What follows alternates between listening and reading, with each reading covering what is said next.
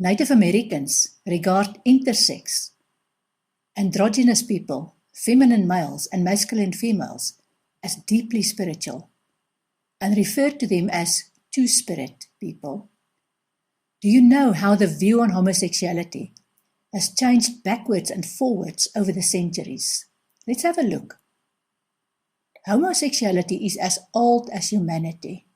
The world's earliest depictions of homosexuality, dating back to 8,000 years BC, were found in the ancient sun rock paintings of Zimbabwe in Africa. In 1591 to 1593 AD, in one of the earliest accounts of homosexuality in Africa, a series of court records from Portugal's Brazil colony describe sodomy practices amongst the natives of Angola and Congo.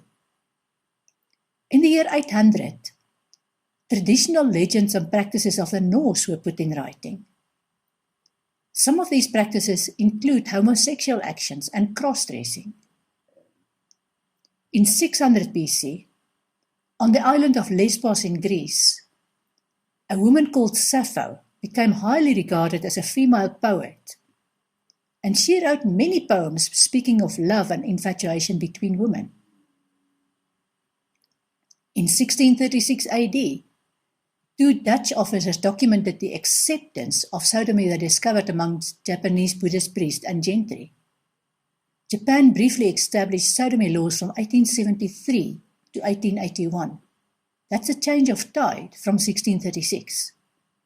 However, this doesn't mean homosexuality has always been acceptable. First, let us look at religious bias against homosexuality.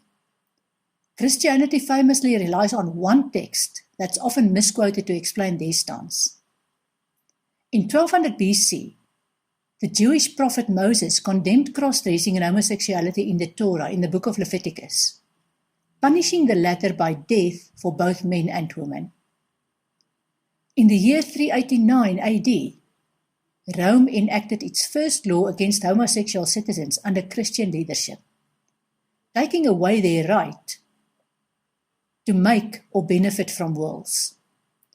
Islam did not lag behind with their judgment. In 632 AD, Sharia law was formulated and over time established throughout the Islamic world. This law punished homosexuality by flagellation or death by stoning, burning, collapsing a rock wall upon them, or throwing them off from a high point.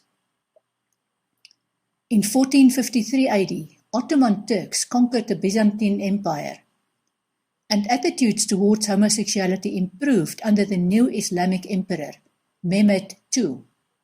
That's the opposite of what happened in 632 AD. In 1791 AD, France became the first Christian nation to decriminalize sodomy when its penal code was revised during the French Revolution. It appears that in history, the tolerance of homosexuality depended on the leadership of a country. In 1327 AD, England's King Edward II was executed after refusing to end his unnatural relationship with Hugh Despenser, a son of the Earl of Winchester. In 1533 AD, King Henry VIII of England established the Buggery Act, which changed the penalty for homosexuality from castration or burning at the stake to public hanging.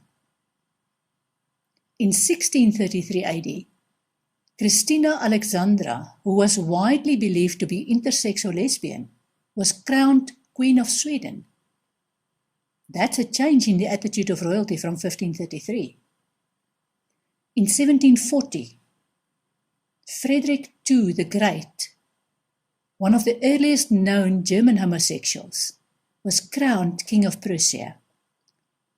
In 1771 AD, Gustav III, widely believed to be homosexual, was crowned King of Sweden. In 1857, James Buchanan, who was widely believed to be homosexual, became the 15th President of the United States. Some respite only really came in the last century for gay people. In 1973, the American Psychiatric Association removed homosexuality from its list of mental and emotional disorders. Followed 2 years later by the American Psychological Association. That's going back to the tolerance from 1857. Note that heterosexuality has never been regarded as a mental or emotional disorder. In 2006, South Africa became the 5th country in the world and the first in Africa to legalize same-sex marriage. However, out of 52 countries on the African continent, 32 still have laws against homosexuality. This division is far from over. If you do some research, you'll discover many more instances of changes of mind and opinions for and against homosexuality over the centuries. This continuous division is part of what eating from the tree of knowledge of good and evil did to humanity. My view is to live and let live when it comes to homosexuality. What is your view on gay people and why? If you don't want to interact with gay or transgender people, ask yourself why. Who are you to judge? If you have gay or transgender relatives, take a step back and ask yourself how that duality impacts on you. Do you see the soul of the person, or do you imagine the deeds which are none of your business? Who are you to decide whether their gender or sexual orientation is good or bad? How would you feel if your private life is constantly under scrutiny?